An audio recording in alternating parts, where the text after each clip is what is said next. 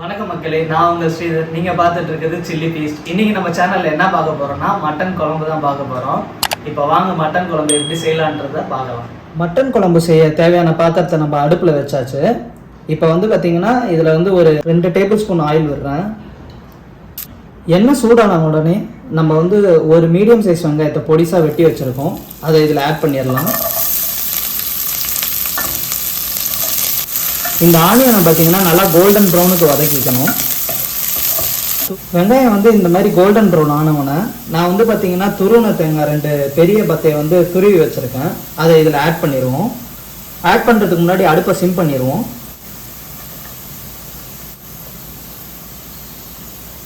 இப்போ இதை நல்லா வதக்கி விட்டுருவோம். நம்ம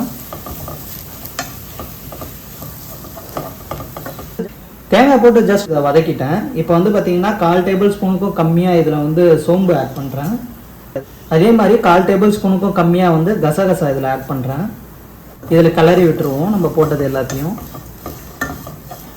நெக்ஸ்ட்டு பார்த்தீங்கன்னா ஒரு 8 முழு பாதாம் ஊற வச்சு தோலை உரிச்சு வச்சுருக்கேன். அதை இதில் ஆட் பண்ணிடுறேன்.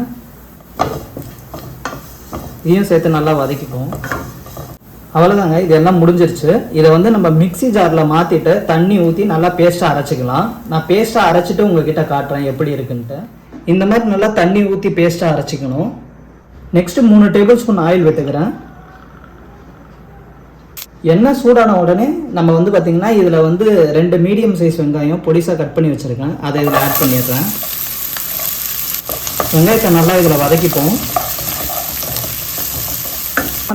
வெங்காயம் இந்த மாதிரி லைட் கோல்டன் ப்ரௌன் ஆனவொன்னே நம்ம இஞ்சி பூண்டு பேஸ்ட் ஆட் பண்ணிடலாம். இதில் இஞ்சி பூண்டு பேஸ்ட் பார்த்தீங்கன்னா நான் 2 டேபிள் ஸ்பூன் ஆட் பண்ணுறேன். இப்போ இஞ்சி பூண்டு பேஸ்ட்டை நல்லா இதில் வதக்கிக்கலாம்.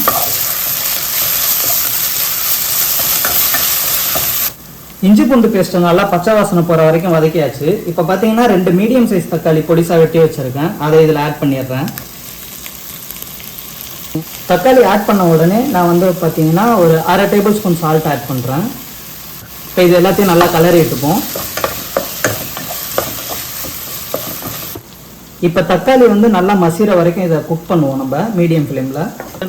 தக்காளி பார்த்தீங்கன்னா மசிஞ்சிருச்சு. இப்போ பார்த்தீங்கன்னா நான் மட்டன் குழம்புக்கு பார்த்தீங்கன்னா 1/2 kg மட்டன் வாங்கி வச்சுருக்கேன். இதை பார்த்தீங்கன்னா குழம்புக்கு ஏற்ற மாதிரி பொடிசாக வெட்டியிருக்கேன். இதை இதில் ஆட் பண்ணிடலாம்.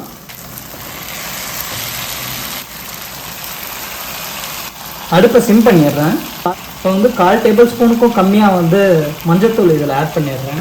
ஆட் பண்ணி மட்டனை நல்லா தக்காளி வெங்காயத்தோடு சேர்த்து மிக்ஸ் பண்ணி விட்டுருவோம். மட்டனை நல்லா மிக்ஸ் பண்ணி விட்டாச்சு நம்ம மசாலாவோட. இப்போ பார்த்திங்கன்னா நம்ம ஃபர்தர் மசாலாஸ் ஆட் பண்ணலாம். நான் பார்த்திங்கன்னா குழம்பு மிளகாத்தூள் 2 டேபிள் ஸ்பூன் இதில் ஆட் பண்ணுறேன். Red chilli powder 1 tablespoon add பண்ணுறேன். மட்டன் கறி மசாலா ஆட் பண்ணுறேன். மட்டன் கறி மசாலா பார்த்தீங்கன்னா இது சோம்பு, சீரகம், கசகசா இது 3 சேர்த்து அரைச்சது தான். இது எப்படி பண்ணணும்னு சொல்லி வேணா கமெண்ட்டில் கேளுங்க. நான் வேணா செப்பரேட்டாக இதை போடுறேன். இது பார்த்தீங்கன்னா 1 டேபிள் ஸ்பூன் ஆட் பண்ணுறேன். இப்போ இது எல்லாத்தையும் சேர்த்து நல்லா மிக்ஸ் பண்ணி விட்டுருவோம்.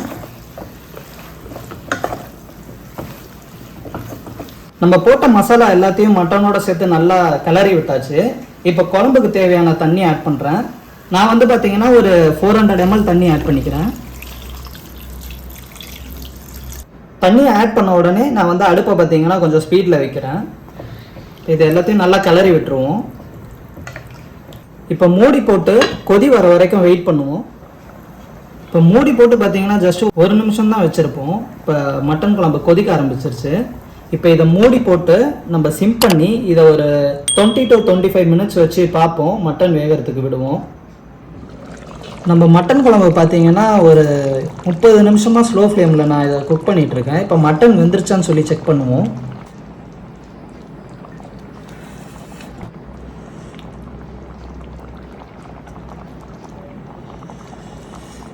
நல்லா வெந்துருச்சு, பஞ்சு மாதிரி வெந்துருச்சு.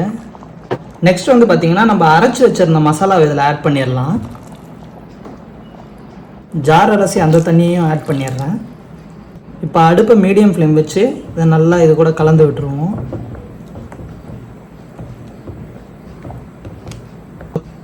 இந்த டைமில் பார்த்தீங்கன்னா உங்களுக்கு கொஞ்சம் குழம்பு தண்ணியாக வேணும்னா தண்ணி ஆட் பண்ணிக்கலாம். இப்போ எனக்கு பார்த்தீங்கன்னா கொஞ்சம் கட்டியாக இருக்க மாதிரி இருக்குது. நான் கொஞ்சோண்டு தண்ணி ஆட் பண்ணிக்கிறேன்.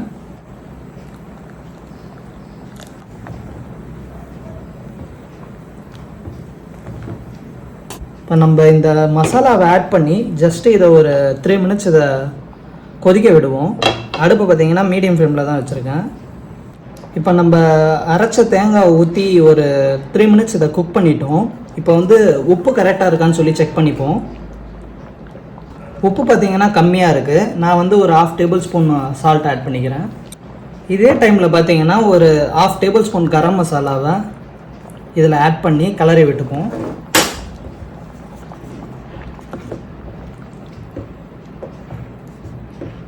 கரம் மசாலாவை ஆட் பண்ணி ஜஸ்ட் 2 minutes இதை குக் பண்ணால் போதும், நம்ம மட்டன் குழம்பு ரெடி. அவ்வளோதாங்க, நம்ம கரம் மசாலா போட்டு ஒரு 2 minutes குக் பண்ணிட்டோம். நம்ம மட்டன் குழம்பு ரெடி. பார்த்தீங்கன்னா நல்லா வந்திருக்கு. நான் வந்து இதை கொஞ்சம் கட்டியாக பண்ணியிருக்கேன், சாப்பாடுக்கு ஊற்றி சாப்பிட்ற மாதிரி. இதை நான் உங்களுக்கு சர்வ் பண்ணி காட்டுறேன் எப்படி வந்திருக்குன்ட்டு.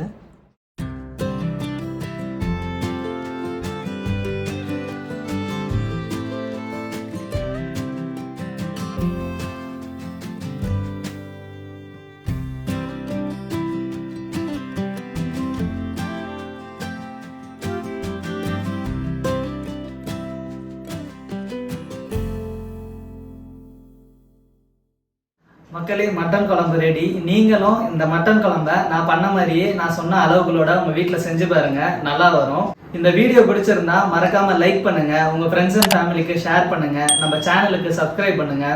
உங்களை அடுத்த வீடியோவில் சந்திக்கும் வரை உங்களிடமிருந்து விடைபெறுவது நான் உங்கள் ஸ்ரீதர். பை.